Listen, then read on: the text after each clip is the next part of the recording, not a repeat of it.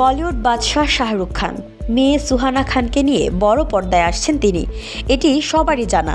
নতুন খবর হচ্ছে পরিবর্তন হয়েছে সিনেমাটির নির্মাতা সুজয় ঘোষের স্থানে নেওয়া হয়েছে সিদ্ধার্থ আনন্দকে। খবর এনডিটিভি। শাহরুখ সুহানার এই সিনেমার নাম কিং, যার শুটিংও শুরু হয়েছিল লন্ডনে। এর মধ্যেই আচমকাই পরিচালক সুজয় ঘোষকে বাদ দেওয়া হওয়াতে সিনেমাটি এবার নতুন করে নির্মাণের দায়িত্ব এসেছে সিদ্ধার্থের কাঁধে। বলিউড গণমাধ্যম সূত্র জানায়, কিং ছবির পরিচালনার দায়িত্ব ছিল কাহানি খ্যাত পরিচালক সুজয় ঘোষকে দেওয়ার পর তার চিত্রনাট্য লেখার কাজ এগুতে থাকে। এমনকি অল্প বিস্তর শুটিংও নাকি করেছিল শাহরুখ অ্যান্ড টিম, কিন্তু আপাতত পুরনো প্ল্যান বাতিল করা হয়েছে। এদিকে সুজয়কে বাতিলের পর সিদ্ধার্থ এ ছবির শুটিং এর জন্য র্যাকি করতে শুরু করেছেন বলে জানা গেছে। সব ঠিক থাকলে 2025 সালের মার্চে এ ছবির নতুন করে শুটিং শুরু হবে। তবে হঠাৎ কেন এই পরিচালক বদল তা স্পষ্ট করেননি শাহরুখ খানের টিম।